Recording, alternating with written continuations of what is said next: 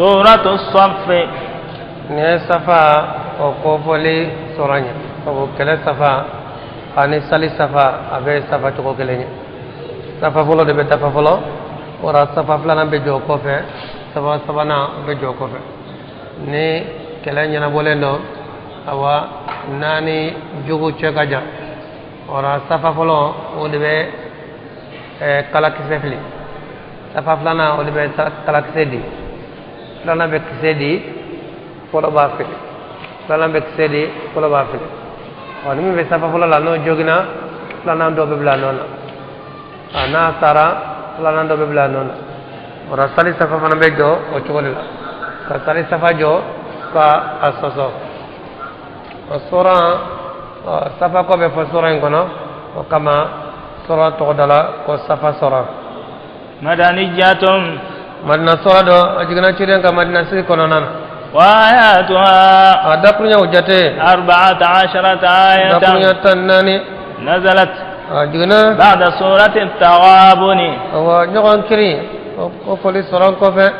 bismillah sura ndam nani ala toy arrahman alam hina la bolen tigi arrahim alam hina lan tigi rabba lillahi ma فبلا جلية سنة لك عليه في السماوات فبسم فرولا وما في الأرض دوكولا وهو العزيز الحكيم عليه عليه دي مساي عليه دي كودو مساي يا أيها الذين آمنوا على قاموا لمن لا أبي ولا لما تقولون ما لا تفعلون وند لا بفنفو أتمنك ويمنافقيا سوندي مؤمن كبار ما كوي كلا دو تكاويا كده جوجو سبب تمانسين سبب كوي منافقيا تمانسين na kuma na abe galon tige ni darala abe jamfa na ladu tafana abawuya o cidan ka sabo de kungo ciden ma ni won sama kono lu kunya do bara min kadi ala ko sobe a kono ku unya so ma ku sobe do la ko sobe o ala ya jigoda ka fo bara min kadi ala ko sobe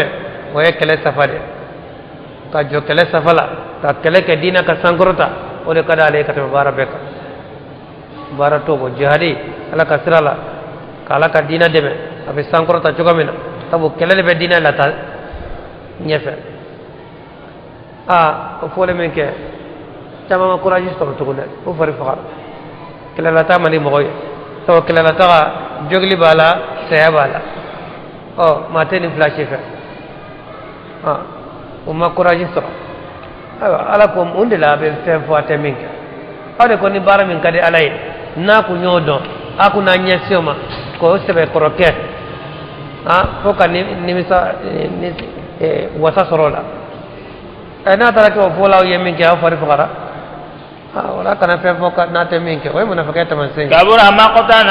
inda Allah ala ko bonyana tinga sonaye ala yoro la de an taqulu ma la taf'alun aka fe fo atamin ke o be ke sabi ala be tiga wala de inna Allah ala yuhibbu alladhina ala be mo gode fe yuqatiluna fi sabilihi ala kasrala saffan safala de mo be jokale safala ka keleke dina ka tangorota o de ka dala de كأنهم بنيان مرصوص إن فود ولفه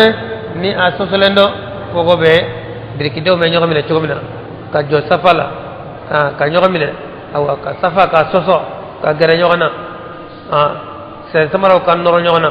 kumbero ato kamangun olu kan noro nyogo na awa safa ke chogo yo de وإذ قال موسى لقومه motasi ni ibrahim ko ni musa ko akamagoma يا قوم akon kamago لم تؤذونني nako mundela abene toro وقد تعلمون akadum bado أني رسول الله إليكم kachidene kana umare aben toro mundela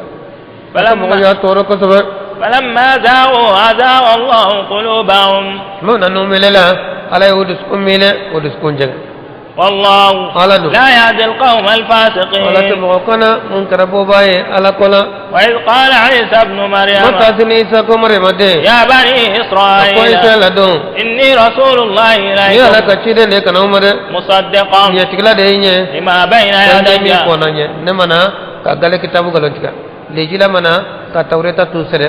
lijila nana ka tawreta sharhade lijila be komi hadisa be qur'ana sharatu komi lijila fanan be tawreta sharhat enno من التوراة kana fen tiya min konanye kamni tawreta la ومبشرا ka ke se waba fana ye برسول ni chidanye يأتي من min بعده minan ko be kana اسمه, unjagale ka fu chide laba o be no ko be kana de اسمه أحمد o chide to de ko ahmad no muhammad ye chide muhammad sallallahu alaihi wasallam atoy ahmad atoy muhammad atoy mahmud atoy mahi atoy aqib to chama de chide na والحاشر atoy hashir fana ye فلما جاءهم ne بالبينات chide nanu mane dalibangane ye no yere ya do ka fa isa ye chide min ko fanye nindo قالوا هذا سحر kun ye مبين dabli me na bangane do de umurtla ومن أظلم ma se ka to nyin mambo ممن افترى على الله الكذب mamine galon tike ka dalala وهو يدعى إلى ko ala الإسلام ka wole kata islam yamade والله ala do لا يهدي القوم ala te mo الظالمين kana munkara to nyin kelawya يريدون ليطفئوا نور الله kafiru ni munafiqu ani mushriku hol ba fe kala ka nora de dufana بأفواههم no dabarawi والله ala do متم نوره ala ya ka noro dafa baye ولو كره الكافرون al kafiru yoko islamiyya imbesan abesana yele de tawhidi abi sabati kidenga sunna selemai wode be sabati de na jaramiye e kake na majamiye e katoy wode be yele sana de هو الذي ale de masai أرسل رسوله na ya ka بالهدى ni kana srai ودين الحق ani tiya dine doni na fama qur'ana doni na fama kabarake noye ليظهره على الدين كله dina tobe sana ولو كره المشركون al mushriku yoko wode be kede tawhidi wode be yele dina be sana tire ka sunna selemai wode be yele bidia sana de يا أيها الذين آمنوا ala ko amul man rabe wole هل أدلكم yala anga jirali ka wala على تجارة bilayaka تنجيكم من عذاب أليم ko bo jangata ma no dimine de na ko nga julaya jirawla ka barada jirawla barada minna na fakabo to ya fo julaya la kama to julaya ka di adama de adama de julaya fe sari fere o ko adama de kasi ka wari mine ka di adama de no bi de gun ko to hal ni de gun do ni wari ko dajira la ba fo mbo mine sare kala na sengena barala amana nako abina da aina na ke ka cibala ko te cima soro silango ne sengene bado bina lafiya doni ne kunna nani wari doni de awa odia abisi ga wuli ni courage ni parfone kiba fa sino hotel ni yan abe wari min hotel la kasuma ko dola julai de kadi hada madai wala alaye ni fo julai yala wala sa mo ko nu janto ala nu hakli blafe ko yala ante julaya jira wala julaya min ba kisi la haraja ngata jugumamma تؤمنون بالله julaya min do sari ferete abeli manane alay ورسوله kalmanana la kacidenye وتجاهدون في سبيل الله keleke ala kasrala dina kasankoro tade بأموالكم aben kelenge na kana floye وأنفسكم ذلكم خير لكم tawye إن كنتم na تعلمون tonna ba donde ka kana flola ala kola kadina de menai kadina sankoro tanaka na floye aw yere kun kajo dina be sankoro ta joga mina wani de kare ala yede يغفر لكم ذنوبكم na yo ke aka tono be ke munye na ye nunun ke ala be ya fa ka jilmu kelona ويدخلكم abawo don جنات arjana sola تجري من تحتها الأنهار boli arjana min koro ومساكن ane sigidaw طيبة dum kasani في جنات عدن nigi arjana sola abe do de la de ذلك الفوز العظيم ode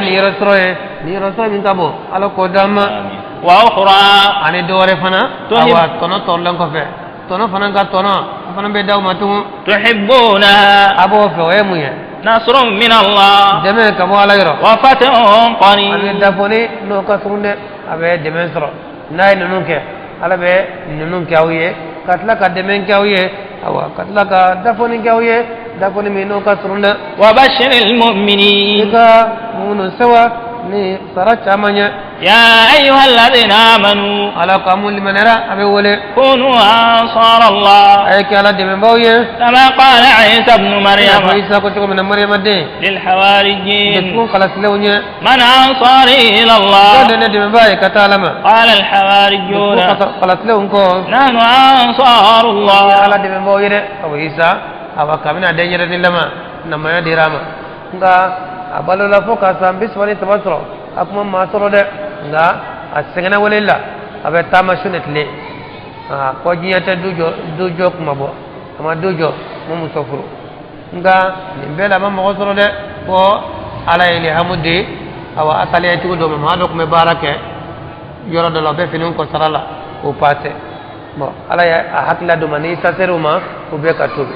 o chetan fla on de fulo tubirare isa laf len soluma ako jone bene deme kala kadina barade ne sengena de ko mo si soro ala e chekande dia ko nga ko jonye ka ala se anga bara ngam mo soro de olu matal fla olu besna ka tubi o de do na nazara yala nazara dina o de yoke awa burfutan fanye tayaru dum fen passe ele ko ka passe ka fini ko sarala ka passe o ka bara ko nyoye bekara dina deme ba ina fama na ka fana yere o fana nana ko yere di kidama dina inde men kamade wa halbi nima min kala dina deme bae wa ala fara mi fana deme de فآمن الطائفة من بني إسرائيل dama do limanera kamni bani israil kawla وكفر الطائفة dama do ulu fi sirngalera de فعيدنا الذين آمنوا anya mo ko sementia على limanera عدوهم ujugu kane فأصبحوا ظاهرين o labana yelembawye ujugu kane ko ka yelela ala yusangorota matan fla jamana be kafiri bo matan fla min tubira de ala e fanga de olu de ko udeme wa jama fu inde sara ulare ala ka jama ore jama matan fla ude sana yelela awa yahudiyaw kande halbi nazaraw be yahudiyaw ka taw na tar jamane jamana ka jamana be halbi jamana baw ka yahudiyaw udama jamane tene